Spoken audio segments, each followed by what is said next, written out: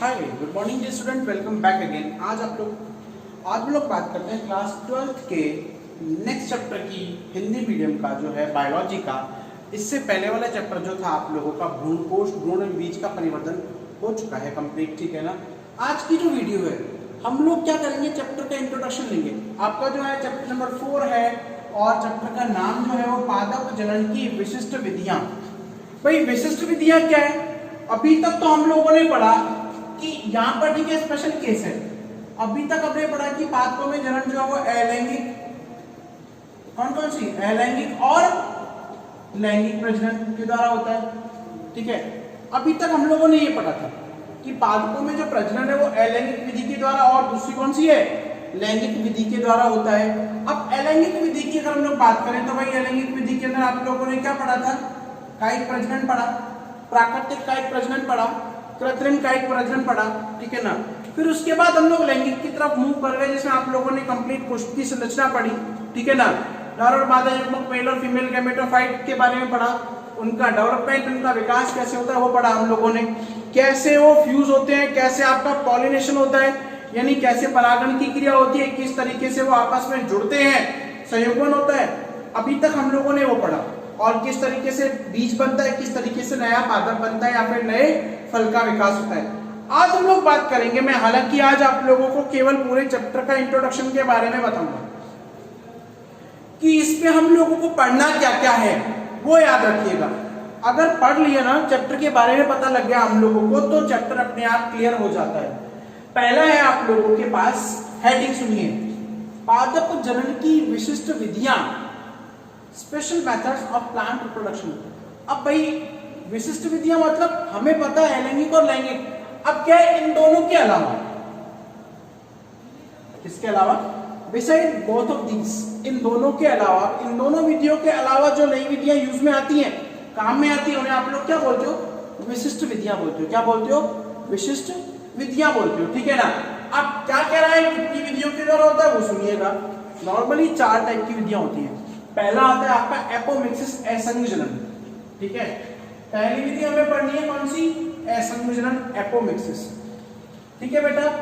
दूसरी आपको पढ़नी है एनिषेक बीजता, एगेमोस्पर्मी, ठीक है। थर्ड आप लोगों को पढ़ना है सूक्ष्म प्रवर्धन, माइक्रो प्रोपगेशन, बहुत इंपॉर्टेंट है, 10 स्टार लगा देते हैं हम लोग यहाँ पर क्योंकि नई टेक्निक है, कई बार क्वेश्चन आता है इसमें, ठीक है। फिर आप लोगों को कायिक प्रवर्धन पढ़ना है जो आप लोग चैप्टर नंबर 1 में पढ़ चुके हो, सेम वही है, ठीक है ना। आपकी बुक में भी नहीं लिया हुआ डिटेल के अंदर, आप लोग जो चैप्टर नंबर पहले के अंदर पढ़ चुके हो सेम होगा वो है, ठीक है ना। या फिर 10th क्लास में जो हम लोग पढ़ चुके हैं, दाब लगाना, गुटी का दाब लगाना, ये प्राकृतिक कायिक विधियां जो तने द्वारा जड़ द्वारा होता है, वो सब कुछ इसके अंदर दोबारा से आएगा, ठीक है। लेकिन अब बात करते हैं हम लोग इन 3 विधियों की, भाई स्पेशल केस की बात करते हैं। अब स्पेशल मतलब कुछ ना कुछ तो नया है ना, तभी तो इनको स्पेशल कैटेगरी में रखा गया, अदरवाइज मेरे और आपकी तरह जनरल कैटेगरी में होते ना। ओके, अब देखो क्या है कि एपोमिक्सिस को सबसे पहले हैंस विंकलर ने बताया। अब हैंस विंकलर क्या कहते हैं, उन्होंने कब बताया, 1908 में। बेटा सन याद रखने की हालांकि रिक्वायरमेंट नहीं है, लेकिन अगर याद रखते हैं तो सोने पे सुहागा वाली बात होती है, वेल एंड गुड, ठीक है ना। ये क्या कह रहे हैं, वह लैंगिक जनन। अब ये बात कर रहा है कि वो प्रक्रिया, ये लैंगिक की भी बात नहीं कर रहा, मैंने वर्ड एक्स्ट्रा ऐड कर दिया, वो जनन जिसमें अर्धसूत्रण, शब्दों को समझो आपको। अर्धसूत्रण मतलब भाई हमें पता है क्या है, युग्मक बनते हैं, युग्मक निर्माण होता है ना, हमें पता है युग्मकों का निर्माण होता है। अब युग्मकों को निर्माण के समय विभाजन कौन सा हो रहा है, अर्धसूत्री, भाई यही तो विभाजन होता है, अर्धसूत्री। युग्मकों के निर्माण के समय हमें पता है कि अर्धसूत्री विभाजन होता है, हो गया, ठीक है। तो जिसमें अर्धसूत्रण, अब अर्धसूत्रण मतलब अर्धसूत्री विभाजन, दोबारा बता रहा हूं, हालांकि आप लोग 11वीं कक्षा में पढ़ चुके हैं कि वह कोशिका विभाजन जिसमें बनने वाली पुत्री कोशिकाओं में मातृ कोशिका की तुलना से गुणसूत्रों की संख्या आधी रह जाती है, क्या कहलाता है, अर्धसूत्री विभाजन कहलाता है, ठीक है। आई बात समझ में कि वह कोशिका विभाजन जिसमें बनने वाली पुत्री कोशिकाओं में गुणसूत्रों की संख्या मातृ कोशिका की तुलना में आधी रह जाती है, क्या कहलाता है बेटा, अर्धसूत्री विभाजन कहलाता है। ठीक है, अब ये अर्धसूत्री विभाजन कब होता है? युग्मक निर्माण के समय। तो भाई अगर हम लोग बात करें किसी पौधे में 100 गुणसूत्र हैं, तो अर्धसूत्री में जब कोशिकाएं बनेगी तो कितने कितने दे देंगे? उसके आधे। यानी अर्धसूत्री से जो कोशिकाएं बनती हैं वो अगुणित कोशिकाएं बनती है। दोबारा मैं आप लोगों के कंसेप्ट क्लियर कर रहा हूं। कौन सी कोशिकाएं बनेगी? अगुणित। अगुणित मतलब जिनमें गुणसूत्र कितने हैं? आधे। गुणसूत्र कितने हैं बेटा आप लोगों के पास? आधे। ठीक है, अब बात करते हैं कि अर्धसूत्रण। अब भाई युग्मक नहीं बनेंगे तो निषेचन की क्रिया भी नहीं होगी। क्यों? क्योंकि निषेचन का मतलब क्या होता है? युग्मक संलयन। यही तो होता है युग्मक संलयन, यानी कि दोनों युग्मकों का क्या होना? जुड़ना। दोनों युग्मकों का क्या होना? जुड़ना, युग्मक संलयन। तो हम लोग बात करें कि इसमें क्या हो रहा है? निषेचन की क्रिया भी नहीं होती है। तो हेंस विंकलर ने क्या बताया कि वह जनन जिसमें किसी भी पौधे का निर्माण या बीज का निर्माण बिना अर्धसूत्रण और निषेचन की क्रिया के हो, वो क्या कहलाता है? असंग जनन कहलाता है। असंग मतलब भाई वो संगत नहीं है। संगत मतलब नॉर्मल कॉमन नहीं है, वो स्पेशल केस है भाई। ठीक है ना, नहीं मान रहा किसी की बात को। ओके, तो इसलिए इसको क्या बोलते हैं आप लोग? असंग जनन बोलते हो। क्या बोलते हो? असंग जनन। दूसरा आता है बेटा अनिषेक बीजता। ये तो शब्द से ही मतलब पता लग जाएगा। दो शब्द जुड़े हुए इसमें, बीजता। बीजता होता है बीज का निर्माण। ठीक है, अनिषेक बिना निषेचन के। आप सुनिएगा मेरी बात। अनिषेक बीजता मतलब बीज का निर्माण बीजांड की किसी भी अन्य द्विगुणित कोशिका से हो। यहां पर ये भ्रूण कोशिका की बात नहीं कर रहे। ठीक है, किसी भी अन्य कोशिका से हो वो क्या कहलाता है? अनिषेक बीजता कहलाता है। अनिषेक बीजता कहलाता है। ठीक है ना। अब द्विगुणित कोशिका वही, अब यहां पर ये अगुणित है तो ये क्या होगी? द्विगुणित। यानी अगुणित में तो आधे गुणसूत्र होंगे और द्विगुणित में किसके डबल होंगे? अगुणित के। यानी वो कोशिका जिसमें संपूर्ण गुणसूत्रों की संख्या पाई जाती है वो क्या कहलाती है? द्विगुणित कोशिका कहलाती है। अच्छा, एक और बात सुनिएगा मेरी बात। हालांकि आप लोगों के क्लास 11th का टॉपिक है ये। एक वर्ड आता है आपके पास, गुणिता। क्या वर्ड आता है? गुणिता। भाई किसी लड़की का नाम नहीं है ये गुणिता। ठीक है ना। गुणिता मतलब होता है नंबर ऑफ क्रोमोसोम्स, गुणसूत्रों की संख्या। गुणसूत्रों की संख्या, कोशिका में गुणसूत्रों की संख्या बेटा गुणिता कहलाती है। ठीक है, समझ में आया? किसी भी कोशिका में गुणसूत्रों की संख्या क्या कहलाती है? गुणिता। अब गुणिता के आधार पर कोशिकाएं अगुणित होती है, द्विगुणित होती है, त्रिगुणित भी होती है, ट्रिप्लॉइड भी होती है। भाई अगुणित अगर 50 है तो द्विगुणित कितनी होगी? 100। और त्रिगुणित क्या होगी? इसकी 3 गुना और इसकी 1.5 गुना, तो 150। समझ में आया? समझ में आया बेटा? ओके, आगे चलते हैं थोड़ा सा। अब आता है, मैंने यहाँ पर 10 स्टार किया क्योंकि ये एक एडवांस टेक्निक है, नई टेक्निक है ये। ठीक है, माइक्रो प्रोपगेशन। हालांकि हम लोग डिटेल में पढ़ेंगे, प्लांट टिश्यू कल्चर के अंदर दोबारा से आएगा ये। माइक्रो प्रोपगेशन, माइक्रो होता है छोटे से छोटा, यानी वो विधि जिसमें, अब ये क्या कृत्रिम विधि है जिसमें नए पौधे का निर्माण प्रयोगशाला में किसी भी दूसरे छोटे टुकड़े यानी कि कोशिका को लेकर भी किया जा सकता है, ऊतक को लेकर भी किया जा सकता है। ठीक है ना। किसी भी अन्य छोटे टुकड़े को लेकर नए पादप का निर्माण हो तो वो क्या कहलाता है? माइक्रो प्रोपगेशन, यानी कि सूक्ष्म प्रवर्धन कहलाता है। प्रोपगेट करना, प्रवर्धन कराना। प्रवर्धन का मतलब ही होता है बेटा प्रयोगशाला में उसको उगाना। ठीक है, प्रवर्धन कराना। अब उसके लिए हालांकि एक शब्द आता है इसमें, पूर्ण शक्यता या शक्तता। पूर्ण शक्तता होती है बेटा टोटीपोटेंसी।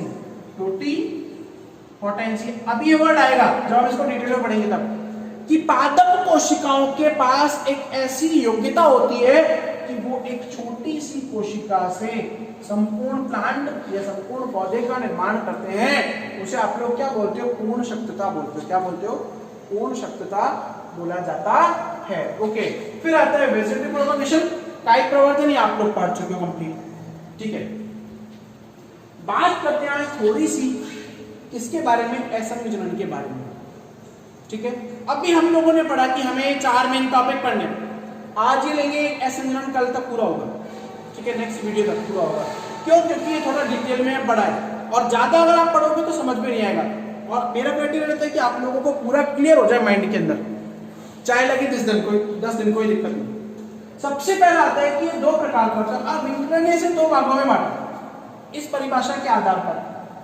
ये जो परिभाषा दी गई बिना सूत्रण के और बिना निषेचन के हो रहा है, तो इसके आधार पर इसको परिभाषा को दो भागों, असंयोजन को दो भागों में बांटा गया।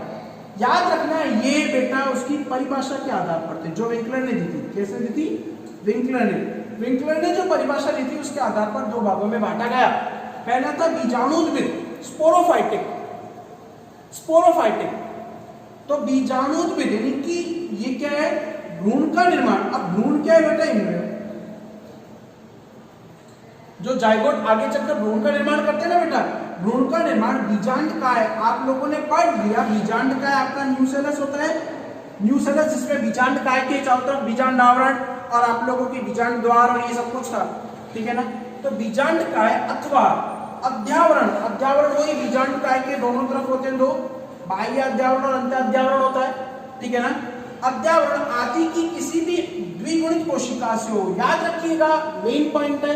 अगेन 10 स्टार क्वेश्चन है, क्वेश्चन आता है कई बार। द्विगुणित कोशिका से होता है तो इसे आप लोग क्या बोलते हो? बीजाणुद्भिद असंयोजन बोलते हो, ठीक है ना। बीजाणुद्भिद असंयोजन बोलते हो। इसे आप लोग अपस्थानिक भ्रूणता भी बोलते हो। अपस्थानिक मतलब कि भाई जाइगोट से नहीं बन रहा है, बीजांड काय की अन्य कोशिका से। हमें पता है बीजांड काय में बीजांड है, ठीक है। अब बीजांड काय में बीजांड है, उसमें आपके पास अंड कोशिका है, तो अंड कोशिका को छोड़कर बीजांड काय और अध्यावरण की किसी भी कोशिका से बने, ठीक है। बीजांड काय यानी यहाँ पर बीजांड का रोल नहीं है, अध्यावरण का रोल है और न्यूसेलस का रोल है, ठीक है ना। तो उसमें किसी भी कोशिका से बने तो वो क्या कहलाता है? बीजाणुद्भिद असंयोजन कहलाता है, ठीक है। आई बात क्लियर? ओके। दोबारा आता है सेकंड जो आता है वो है युग्मकोद्भिद, गैमेटोफाइटिक है भ्रूण परिवर्धन जब अगुणित भ्रूण कोश। यहां याद रखिएगा भ्रूण कोश, लास्ट टाइम मैं बता रहा हूं ये वर्ड भ्रूण कोश, कंफ्यूज मत होइएगा। दो शब्द आते हैं, एक तो आता है भ्रूण कोश जो आप लोग डिटेल में पढ़ चुके। कोश मतलब होता है कोश थैला जिसमें आपका भ्रूण रहता है, भ्रूण के रहने का स्थान, ठीक है। और कोश मतलब पोषण देने वाला, हमने पढ़ लिए थे। केंद्रीय होता है, कोशिकीय होता है, फैलोपियल, 3 पढ़े थे डिटेल में, याद कीजिएगा, ठीक है। तो भ्रूण परिवर्तन अगुणित भ्रूण कोश की किसी भी कोशिका से हो, कोई भी कोशिका, एम्ब्रियो सेक की, पूरे एम्ब्रियो सेक की कोई भी कोशिका काम में आ रही है, ठीक है। अब एम्ब्रियो सेक क्या है दोबारा बता रहा हूं भाई। एम्ब्रियो सेक के अंदर ऐसा होता है ना, ये बीजांड को एम्ब्रियो सेक बोलते हैं बेटा, ठीक है ना। ये अंड कोशिका है, ये आपकी सहायक कोशिका है, प्रतिमुखी कोशिका है। तो इस एम्ब्रियो सेक की किसी भी, ये पूरा का पूरा ये पार्ट है, इसकी किसी भी कोशिका से जब भ्रूण का परिवर्तन होता है तो उसे आप लोग क्या बोलते हो? युग्मकोद्भिद या गैमेटोफाइटिक असंयोजन बोलते हैं, ठीक है ना, एपोमिसिस बोलते हैं। अब ये क्या कह रहे हैं? भ्रूण का निर्माण अनिषेचित अंड कोशिका से, पहला। अब इसको भी दो कैटेगरी में बांटा गया है, अनिषेक जनन, हिंदी में बोलते हैं पार्थेनोजेनेसिस, हिंदी में नहीं इंग्लिश में, हिंदी में तो हम लोग पढ़ चुके हैं, सॉरी बेटा भाई गलती, ठीक है ना। पार्थेनोजेनेसिस भ्रूण का निर्माण अनिषेचित अंड कोशिका से। अनिषेचित मतलब वो अंड कोशिका जिसमें निषेचन नहीं हुआ है, ठीक है, वो क्या कहलाता है? अनिषेक जनन कहलाता है। और अपयुग्मन मतलब अपयुग्मन, भाई इसके अलावा, इसको छोड़ दो अंड कोशिका को, इसके अलावा या तो ये काम आएंगी या फिर ये। भ्रूण का निर्माण जब सहायक और प्रतिमुखी कोशिकाओं से होता है तो वो क्या कहलाता है? अपयुग्मन। तो आज हम लोगों ने क्या पढ़ा? चैप्टर के बारे में पढ़ा, इंट्रोडक्शन पढ़ा चैप्टर का कि चैप्टर क्या कह रहा है, और हम लोगों ने थोड़ा सा असंयोजन के बारे में पढ़ा था, ठीक है। बाकी इसका नेक्स्ट जो आप लोग नेक्स्ट वीडियोस के अंदर लोगे। Okay, thank you.